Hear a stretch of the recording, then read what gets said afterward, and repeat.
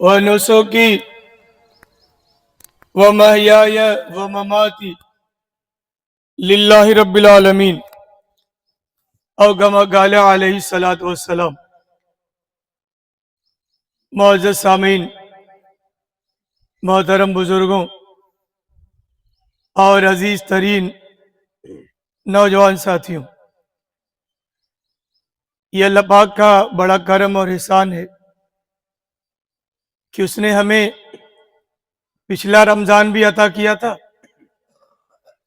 عید کی نماز پڑھنے کا بھی موقع دیا تھا، اور یہ رمضان بھی اللہ پاک نے ہمیں عطا کر دیا۔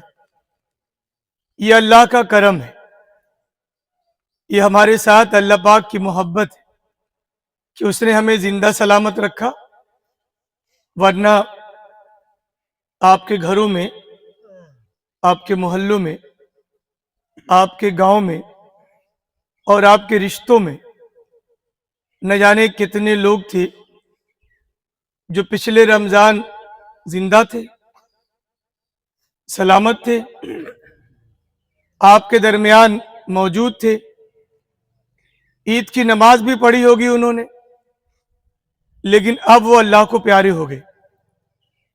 میں اگر خیراں کی بات کروں، چونکہ یہاں کے گھر گھر سے واقف ہوں، یہاں میرا بچپن گزرا ہے، وہ لوگ جن کے نام سے یہ گاؤں جانا جاتا تھا، چاہے اقبال نانا رہے ہوں، اقبال ماموں رہے ہوں، چاہے نیاز ماموں رہے ہوں، چاہے ممتاز نانا رہے ہوں، چاہے اقبال نانا رہے ہوں، یہ لوگ تھے جن کے ناموں سے یہ گاؤں پہچانا جاتا، لیکن آج کوئی ہمارے درمیان نہیں۔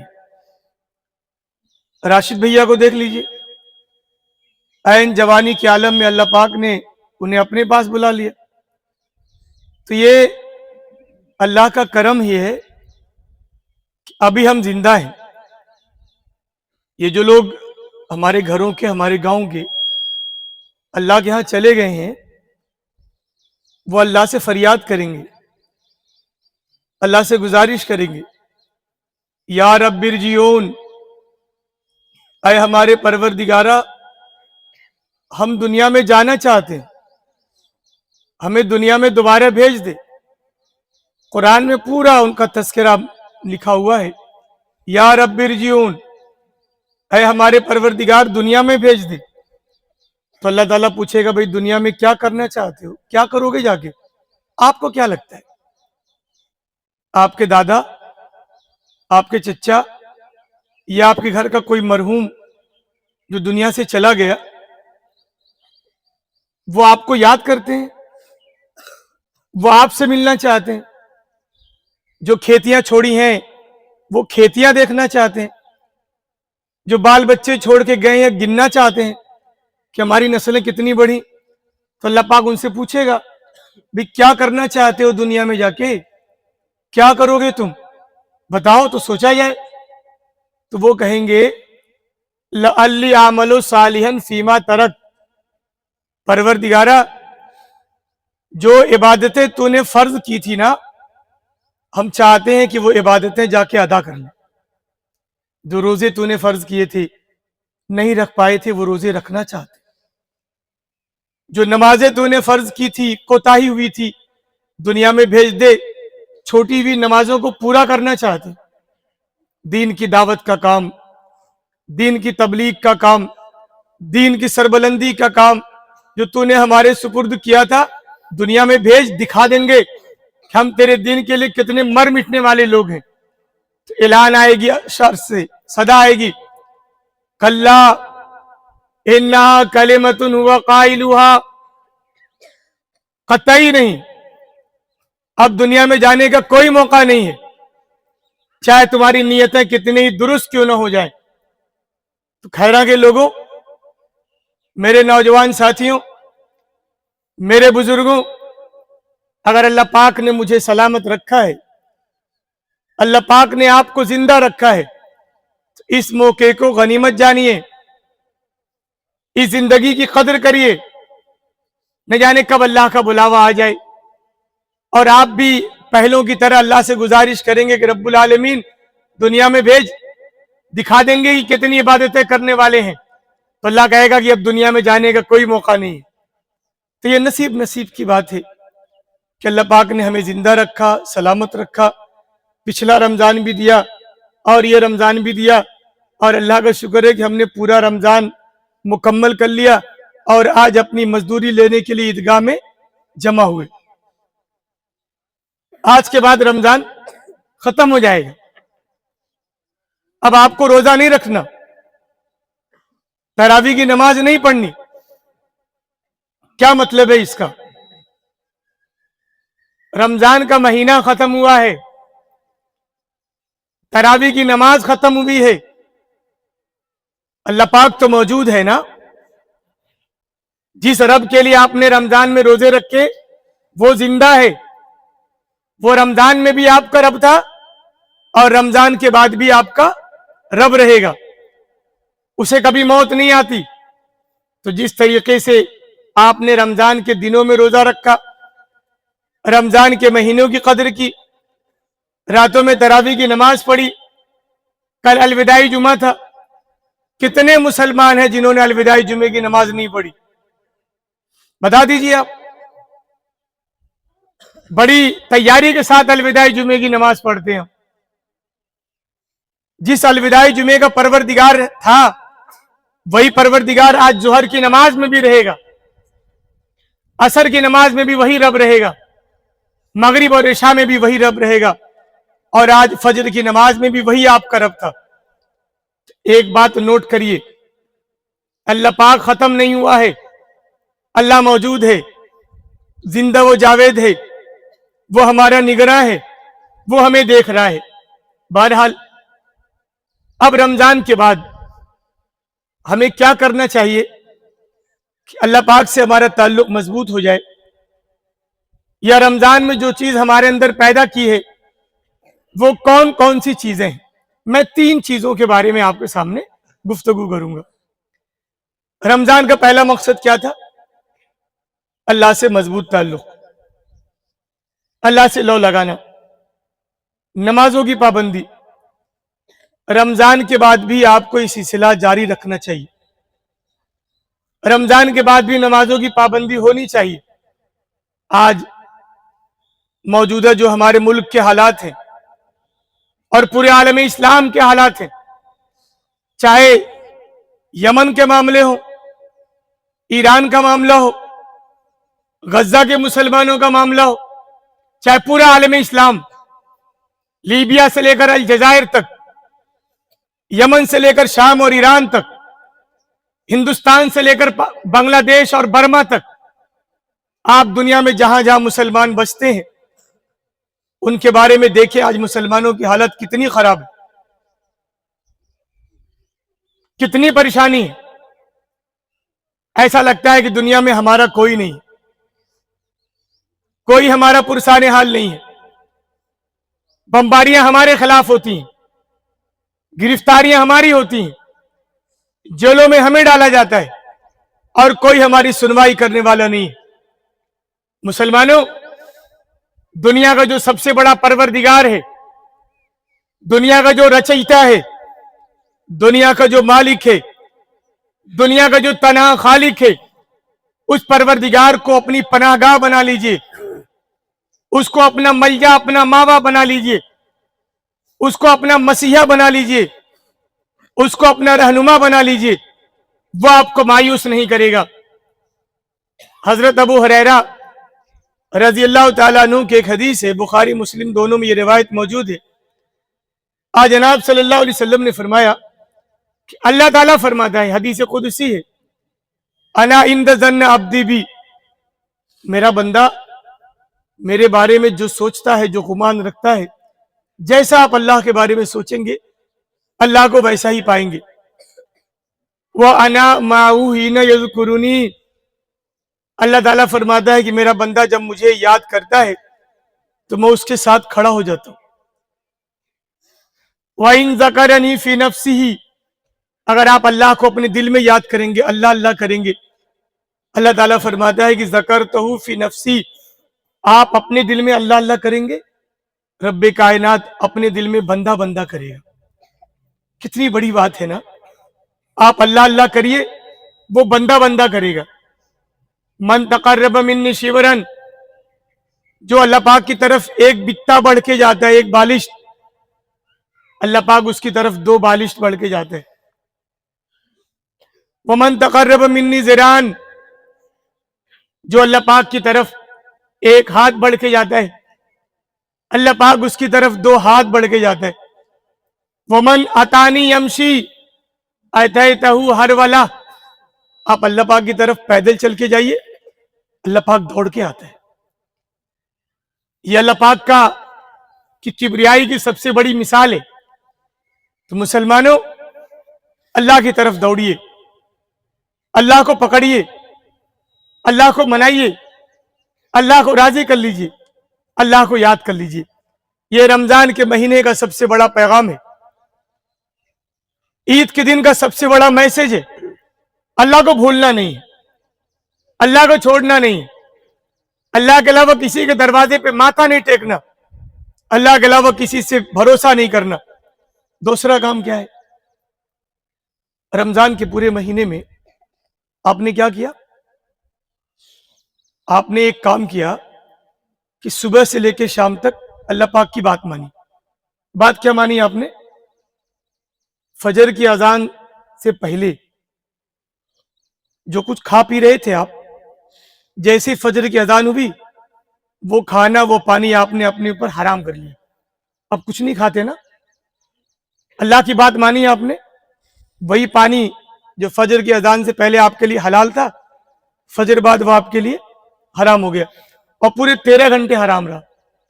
और जैसे अफ्तारी का वक्त हुआ, जैसी अजान हुई, वो खाना जो आपके लिए हराम था अफ्तारी से पहले, आपने खाना शुरू कर दिया, अब वो आपके लिए हलाल हो गया।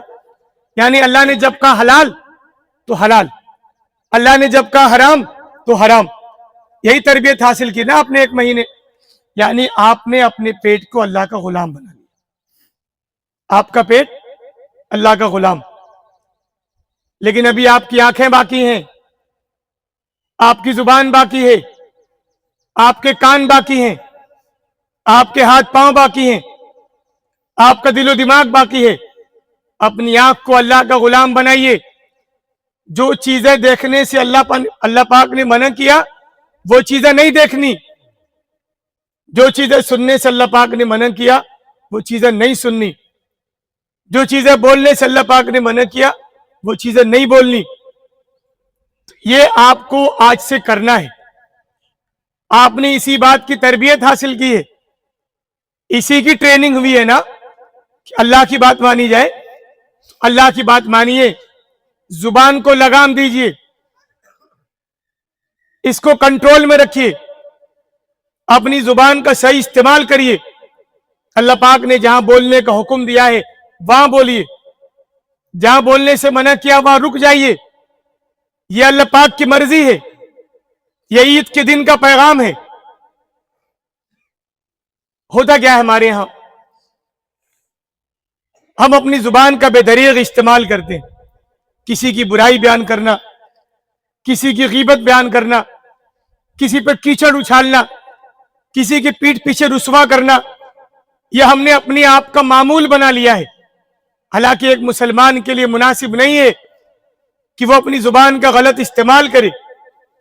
आज जनाब सल्लल्लाहु अलैहि वसल्लम ने फरमाया, या माशरा, ऐ वो लोगों जो जुबान से अपने आप को मुसलमान कहते हो, मन आमन बिलिसानी वलम यदखुलुल ईमान फी क़ल्बी, लेकिन ईमान जिनके दिलों में दाखिल नहीं हुआ है, सुनो, ला तत्तबियु औरातल मुस्लिमीन, किसी मुसलमान के पीछे न पड़ना। ला तत्तबियु औरातल मुस्लिमीन, किसी मुसलमान के पीछे न पड़ना। फ़इन्नहु मन इत्तबा औरातहु, आप किसी मुसलमान के पीछे पड़ेंगे, यत्तबियुल्लाहु औरतह, अल्लाह पाक आपके पीछे पड़ जाएगा। वो मैं यत्तबियुल्लाहु औरतह यफ़ज़ियुहु फी बैतिही, और अल्लाह जिसके पीछे पड़ जाए उसे घर में बेइज्जत कर देगा। तो ये करने का दूसरा बहुत बड़ा काम है कि किसी के पीछे मत पड़िए, کسی کی ٹوہ میں مت رہیے، کسی کے خلاف سازش مت بنیے، کسی کے خلاف منصوبہ مت بنائیے. انما المؤمنون اخوہ، تمام مسلمان آپس میں بھائی بھائی ہیں. المسلم اخو المسلم، ایک مسلمان دوسرے مسلمان کا بھائی ہے. لا یظلمہ، وہ اس پہ اتیاچار نہیں کرتا. ولا یخذلہ، وہ اس پہ ظلم نہیں کرتا. یہ دوسرا بہت بڑا کام ہے. تیسرا کام کیا ہے؟ ابھی میں نے بتایا نا آپ کو، بھی ہم نے اپنے پیٹ کو کنٹرول کر لیا پورے رمضان. ابھی ہمیں اپنی نگاہوں کو کنٹرول کرنا ہے. بدقسمتی سے آج کے زمانے میں جب سے 5G آیا ہے، ہماری نگاہوں کا کنٹرول ختم ہو گیا. نوجوان بچے تو بچے، بوڑھوں کی بڑھاپا بھی گندا ہو رہا ہے. ہم نے موبائل میں کیا دیکھنے، موبائل میں کیا اسکرول کر رہے ہیں، موبائل میں کیا کیا گندی چیزوں کا معائنہ کر رہے ہیں. ہمیں لگتا ہے یہ گناہ ہی نہیں ہے. قرآن مجید کا مطالعہ کریے آپ. قل للمؤمنین یغضوا من ابصارہم، اے نبی جو لوگ ایمان لانے کا دعویٰ کرتے ہیں انہیں کہہ دو کہ اپنی نگاہیں نیچی رکھو، اپنی نگاہوں کی حفاظت کرو. ایک حدیث میں جناب صلی اللہ علیہ وسلم نے حضرت علی کرم اللہ وجہہ کو مخاطب کر کے کہا، یا علی، اے علی، لا تتبعوا النظرۃ الی النظر، دیکھو کسی عورت کو نظر بھر کے نہ دیکھنا. فإن لك الأولى وليست لك الآخرة، پہلی تو اللہ معاف کر دے گا، دوسری معاف نہیں کرے گا. آپ دیکھ لیجئے، موبائل کے فتنے کا سب سے بڑا فتنہ بدنگاہی کا فتنہ ہے. ہمارے نوجوان بچے پوری رات بیٹھ کر اپنی زندگی کے قیمتی لمحات کو موبائل میں گناہ کرتے ہوئے گزارتے ہیں. اور نتیجہ کیا ہوتا ہے؟ نماز پڑھنے کا من نہیں کرتا، مسجد جانے کا من نہیں کرتا. جو آدمی اپنی نگاہوں کی حفاظت نہیں کرتا، اللہ اس سے سجدے کی توفیق چھین لیتا ہے. یہ کتنی بڑی بدنصیبی کی بات ہے. آپ اپنی نگاہوں کو نہیں بچائیں گے، اللہ پاک آپ کو اپنے سامنے سجدہ نہیں کرنے دے گا. اکثر نوجوان کہتے ہیں کہ مولانا رمضان میں تو نماز پڑھنے کا من کر رہا تھا، لیکن اب نماز پڑھنے کا من ہی نہیں کرتا. عید کے بعد مسجدیں غیر آباد ہیں. آپ کو کیا لگتا ہے یہ مسجدوں کی بدنصیبی نہیں ہے، یہ علاقے کی بدنصیبی ہے، یہ گھروں کی بدنصیبی ہے، یہ امت کی بدنصیبی ہے، یہ آپ کی بدنصیبی ہے کہ اللہ پاک نے آپ کو مسجد میں جانے کا راستہ بھلا دیا. رسول اللہ صلی اللہ علیہ وسلم نے فرمایا، ما من مسلم ينظر الى محاسن امرات اول مرہ، ایک مسلمان، آپ موبائل میں کچھ دیکھ رہے ہیں، کسی لڑکی کی ویڈیو آ گئی، کوئی تصویر آ گئی، حکم کیا ہے؟ ينظر الى محاسن امرات اول مرہ ثم يغض بصرہ، آپ نگاہ نیچی کریے، اسکرول کر دیجئے. اور اگر ایسا کریں گے، آپ نگاہ نیچی کر لیں گے، اسکرول کر دیں گے، اللہ کے رسول نے فرمایا، آتا اللہ عبادہ، اللہ آپ کو عبادت کرنے کی توفیق دے گا. یجدو حلاوہ، اور ایسی نماز پڑھیں گے آپ نہ کہ سجدے میں جائیں گے سر اٹھانے کا من نہیں کرے گا.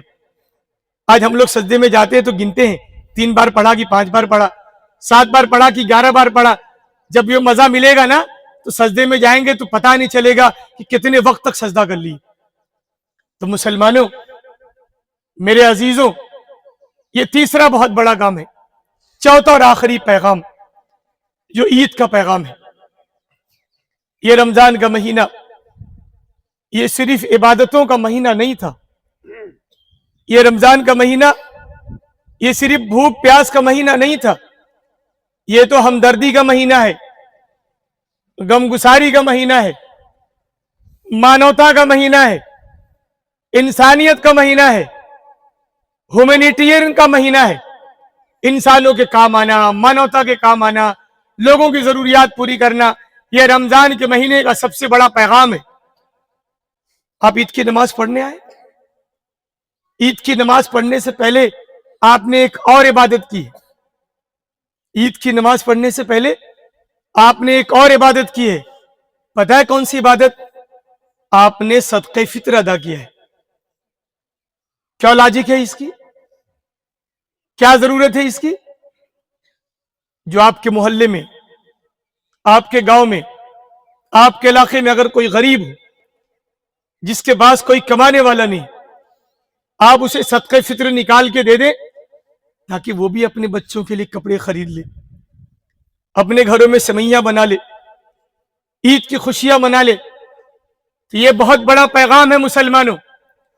صدقہ فطر ایک ایسی عبادت ہے جس کا تعلق انسانوں سے ہے. اللہ کو کچھ نہیں دینا. صدقہ فطر مسجد میں نہیں رکھنا. صدقہ فطر مسجد کے ڈبے میں نہیں ڈالنا. کہاں دینا ہے؟ غریبوں کو دیجیے، لاچاروں کو دیجیے، مسکینوں کو دیجیے، یتیموں کو دیجیے، بیواؤں کو دیجیے. میں رسول اللہ صلی اللہ علیہ وسلم کے ایک واقعہ بتا کے بات ختم کروں گا. ایک بار کا واقعہ ہے. عید کا دن تھا، جیسے آج عید کا دن ہے نا، عید کا دن تھا. مدینہ کے سارے بچے، بچوں کی عید ہوتی ہے، مدینہ کے سارے بچے عید کی خوشیوں میں شامل تھے. بچے کھیل رہے تھے، کود رہے تھے، مستیاں کر رہے تھے.